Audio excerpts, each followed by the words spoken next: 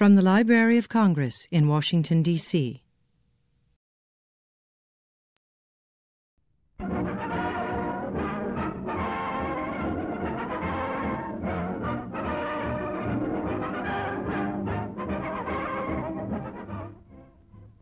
All American News brings you our people's contribution to America and freedom.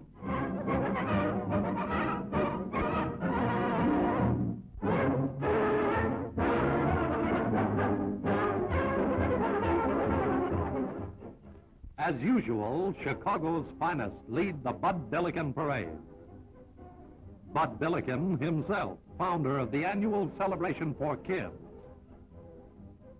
The Wax add the military and the feminine touch to the mammoth parade. This is their day.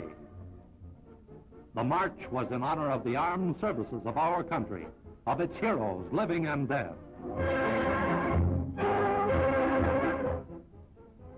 Bud Billiken, as he calls himself, is really David Kellum, editor of the Chicago Defender, and he founded Billiken Day 16 years ago. The Kids Drum and Bugle Corps, and the Lilydale Queenettes. The Red Cross is represented, and the Boy Scouts, than which there are none finer. Beautiful floats enhance the tremendous parade, including this one depicting Iwo Jima's memorable event, Float of the Angel of Mercy, and one for our good neighbors in Hawaii, as well as a Women's Defense Corps display. After the parade, which took hours to move along the South Side Boulevard, there was a picnic in Washington Park.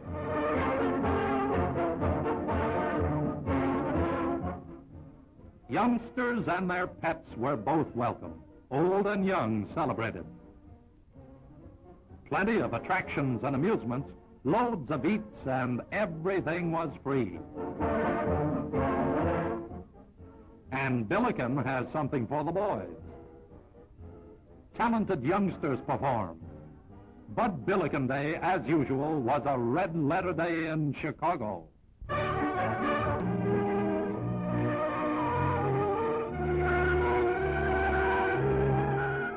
First Negro woman to be elected to the Pennsylvania State Legislature is Mrs. Crystal Byrd Fawcett.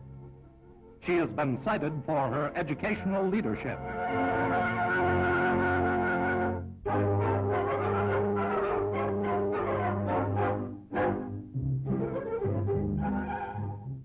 Geneious Fletcher of Inspection, Virginia, and the home he built himself. He makes a living by producing works of art from burnt matchsticks. Champion Joe Louis, the matchless in matches. And the radio cabinet the hobbyist produced.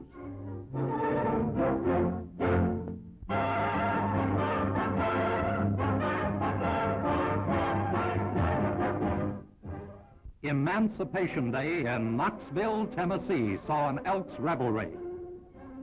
The scene is club society, where there gathered notable entertainers and celebrities. Certainly every elk in town turned out, plus lots of visitors from elsewhere in the state. There was loads of fun for old and young. And the jitterbugs flitted around. A great organization, the spirit of good fellowship, combined with hot music and an occasion worth celebrating. It all added up to a grand time had by all.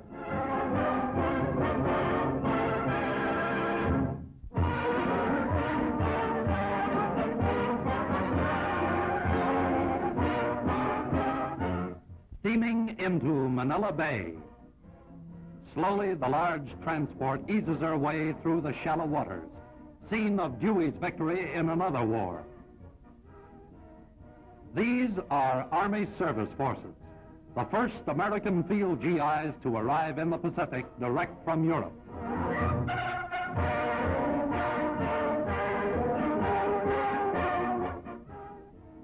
U.S. Army Signal Corps cameras watch them as they move from one phase of the war into another, without furloughs, without pause.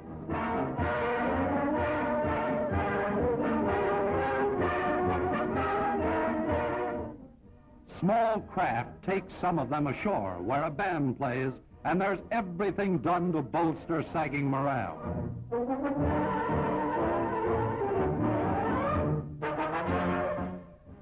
But who can blame the lads if they feel like sad sacks? Jumping out of one hell into another is no joke.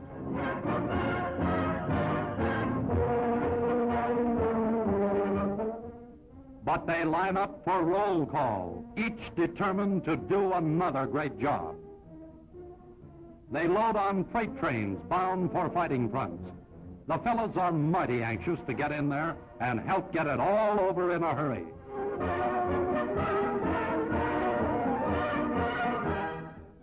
Well, thank goodness, it's all over now.